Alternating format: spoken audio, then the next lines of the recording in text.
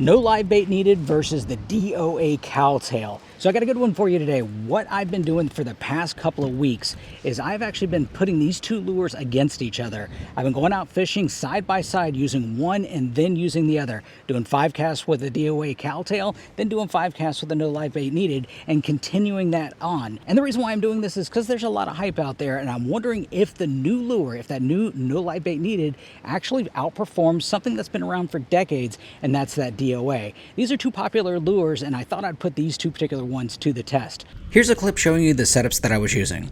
Okay, so as you can see, I am out on the water right now doing my testing of the no live bait needed versus the DOA. And one thing I want to let you know before we get too far into this is we are not affiliated or sponsored by either one of these companies. This is just something I wanted to try out to see if there was a difference, if one was better than the other, if one caught more fish than the other. But this is the setup. I wanted to show you what I got here. So this is the no live bait needed, and you can tell it's 3-inch paddle tail. It's the white color, what they call the Hell Yeah butter, and this is the DOA and the pearl. So I've got those set up on these two rods, and then on the mud minnows I've got those set up on these two rods. And this is the two right here. We've got, this is the mud minnow and the no live bait needed, and this is the mole or mole color and the DOA. As you can tell, the profiles, you know, the color pattern's pretty close to the same. That's as good as I can get it, but I think that's close enough to really be able to see if there's any difference between one lure and the other.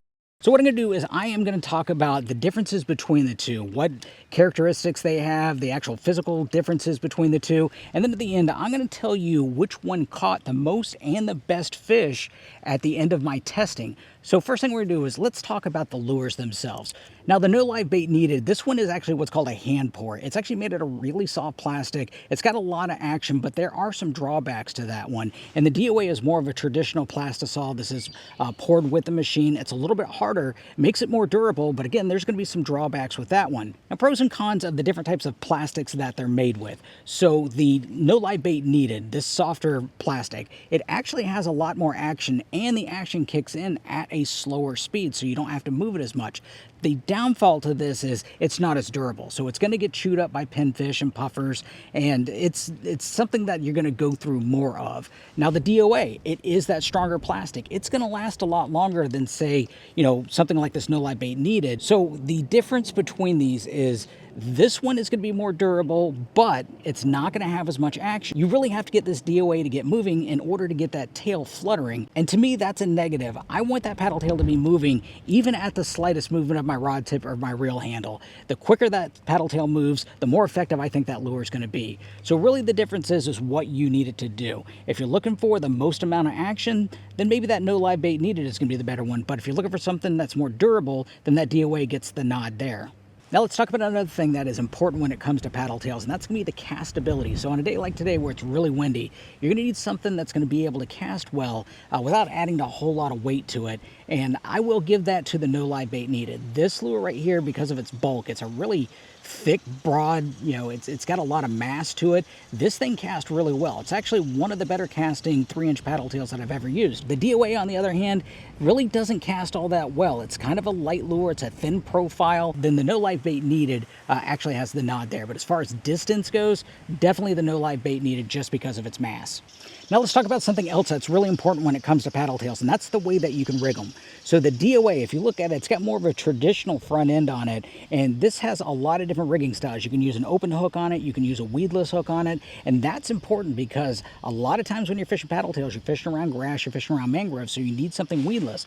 Unfortunately, with the no live bait needed, the way that this front end is made, it's specifically designed for their jig heads, and their jig heads are actually an open jig head, which is right here. This is the only way that you can rig these. Because of the unique front end design, you really can't rig that weedlessly effectively because it's just not going to go through the water correctly. So whenever you are stuck with just an open jig head like this, it really does cut down the effectiveness of this lure. You can only use it whenever the weeds aren't that bad. So when it comes to rigging, the DOA definitely gets the win, and that's a big deal. Now, something I do want to mention about the rigging and the way this test was done, because this is the only way that no live bait needed had a rigging option, was this open jig head.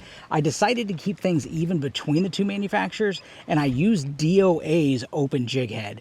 but the advantage does go to DOA on this because I could rig it weedlessly. Now here comes the next thing when it comes to the comparison between the two.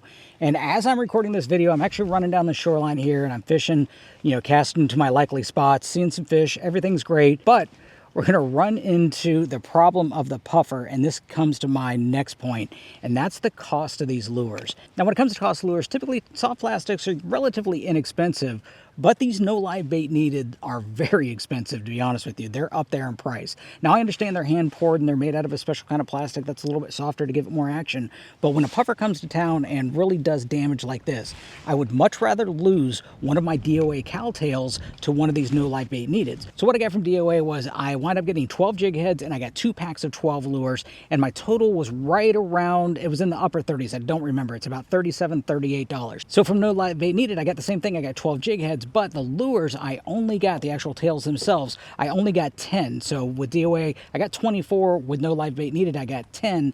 And my total price, because I had to pay for shipping on this, was almost $60. So it is a considerably difference, twice as much money for the no live bait needed as the DOA. And that could be a big difference for a lot of people, especially when the puffers are in town. Okay, so let's talk about the action. Which one had the best action? We talked about the types of plastic that each one's made. The no live bait needed is made out of that hand poured plastic. It's a lot softer. The DOA is a little bit harder of a plastic. With that softer plastic, it does have more action. It's more lifelike whenever you are reeling it in slowly. That tail is going to start kicking in.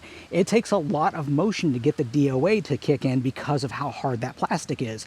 Now, some can argue that that could be a good thing or a bad thing, meaning if you're fishing really calm water, really shallow water, and there's not much wave action, then a lot of motion out of that paddle tail can be a deterrent to catch fish. So you want something that's maybe doesn't have as much action in it. But to me, if I'm fishing a paddle tail, then I want something that's going to have a lot of action to it. So that's why I'm going to pick something that, as soon as I pick up that reel and I start moving, that tail's going to start to flutter.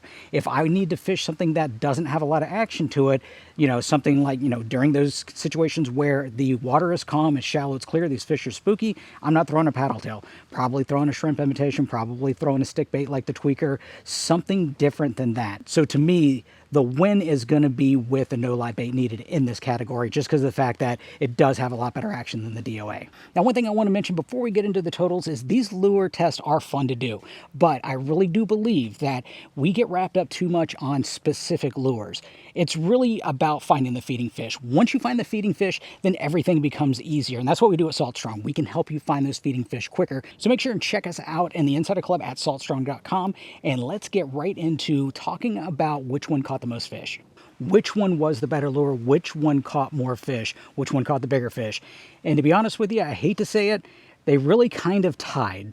There really wasn't a day, except for today. I will say today the DOA did beat the no live bait needed. Caught 4 on the DOA, and then I only caught 2 on the no live bait needed. But there's been days where I've only gotten bites strictly on the no live bait needed, but most of the days that I was out here, it pretty much tied. Both caught really nice fish and both caught fish on every single day, except for one. There was one day that the no live bait needed was the only thing that got a bite. So that day it went to the no live bait needed. So I really can't declare a clear winner on this one, but I will say this. I will break it down to really who this lure is designed for. So if you are the type of person that really wants that high-end product, not afraid to spend the money, and you don't have to worry about a weedless option, then the no live bait needed is a good lure that does have really good action. It just costs a premium. Now, if you are concerned about bites per buck and you like to have different rigging options, then go with the DOA. The DOA is going to be probably the better lure for you. And again, you can rig it a bunch of different ways. It's going to last you longer. The only issue with the DOA is the action is going to be a little bit less. So I hope this video was helpful for you. If you've got experience with both of these lures and you want to add something to this, please put it down in the comments below. I'd love to hear from you. And if there's any other lures that you would like us to do a side-by-side comparison on, put that down in the comments below and I'll see what we can do.